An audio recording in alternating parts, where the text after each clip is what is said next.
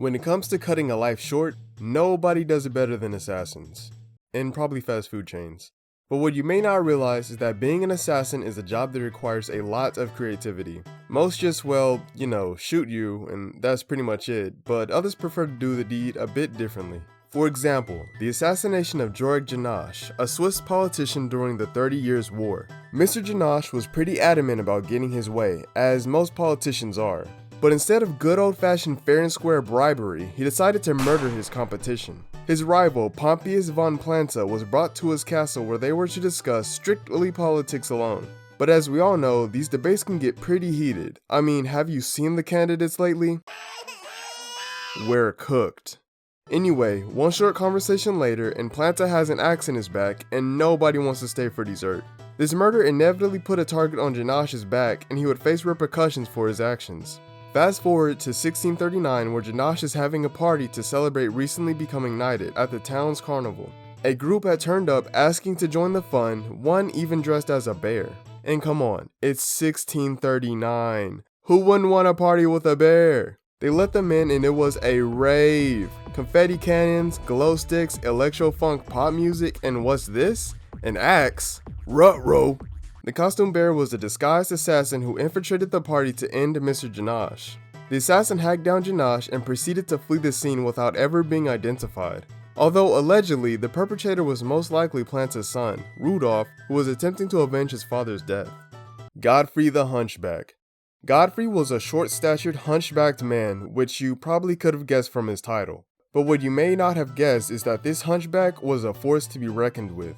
Godfrey IV, aka the Duke of Lower Lorraine, or colloquially known as the Hunchback, was a renowned leader. He was most notably known for his hunchback. Oh, you already knew this? Okay. He was also known for expelling Count Dirk V from his tactical vantage point of the Meuse estuary, which is like a delta in a river.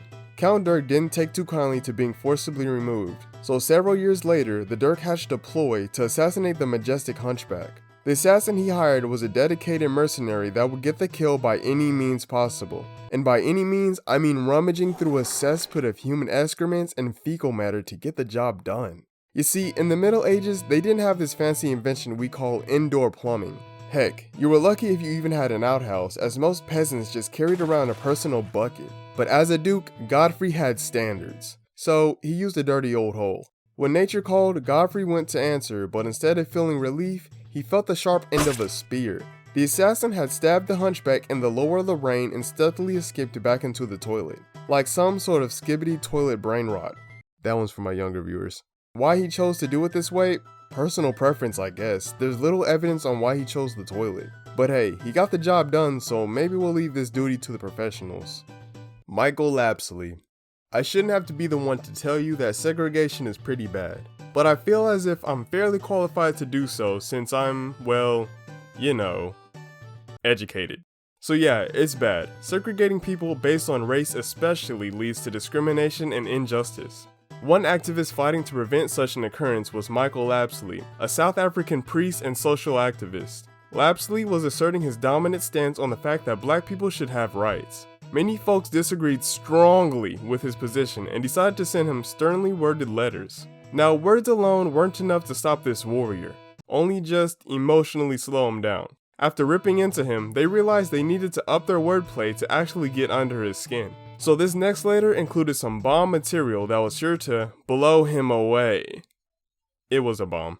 Once he opened the letter, the explosive went off, blowing off his hands and injuring one of his eyes. This nearly killed him, but he's just composed of different materials because he survived. That's right, the guy's still kicking it, handless and badass as ever. Seriously, look at this guy. The bomb didn't even slow him down, he just ate it and continued fighting for justice. After this meager attempt at his life, he went on to transform his tragedy into a global message for healing and social justice. He's the only one who didn't die on this list, and you better understand why. Kim Jong-nam. Having a sibling is probably the best and worst thing that can happen to a person. Pros, there's another you. Let's go. Cons, there's another you. Oh no. Siblings can be a hit or a miss. Sometimes they have your back and defend you no matter what.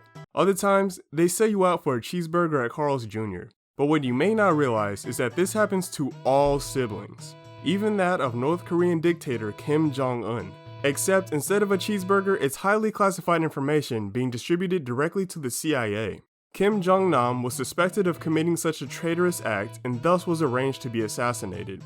At the airport, while Kim was on the way to the resort island of Langkawi, he was approached by two women. These ladies were hired to play a harmless YouTube prank on the dictator's brother. The first lady splashed an unknown liquid into his face and ran off. This was immediately followed by the second lady, who covered his face with a wet cloth. Now, automatically, he should have known something was off. I mean, nobody pointed to the camera, nobody said it's just a prank bro, and for some reason, his face was starting to tingle. Apparently, he was splashed with VX nerve agent, which is classified as a weapon of mass destruction, and banned by the International Chemical Weapons Convention. So yeah, he had no chance. He died 15 to 20 minutes after the attack while he was being transported to the hospital. What he should have done is double it and give it to the next person. That way, he would have been spared according to the YouTube law. Fidel Castro. The man, the myth, the unkillable legend. Castro was Cuba's dictator from 1959 to 2008 and the world champion of dodging assassinations. He was pretty much untouchable as any attempts at his life either failed or was completely abandoned. The most popular of these attempts was that of an exploding cigar. Exploding cigars were actually a prominent gag in the early 1900s. You know, nothing says good old-fashioned fun like letting your friends light a bomb inches from their face. These gag cigars were harmless enough by old standards to sell, but dangerous enough to get banned in the years following. The cigars that were intended for Castro, however, were no joke. A single puff on these bad boys and he would look like Daffy during duck season. They were intended to explode upon being lit and immediately terminate the user. Fortunately for Castro, he had recently quit smoking, so the plan didn't fall through. Actually, Castro managed to avoid every assassination attempt, all 634 of them. The only killer that managed to get him is the slow march of time that eventually claims us all. After the year 2000, they kinda just gave up. The last attempt involved placing 90 kilograms of explosives under the podium before a speech, which his bodyguards discovered beforehand. Ah, foiled again. You win this time, Castro. Anyway, that's all I got for this video. Stay cool and buy my merch.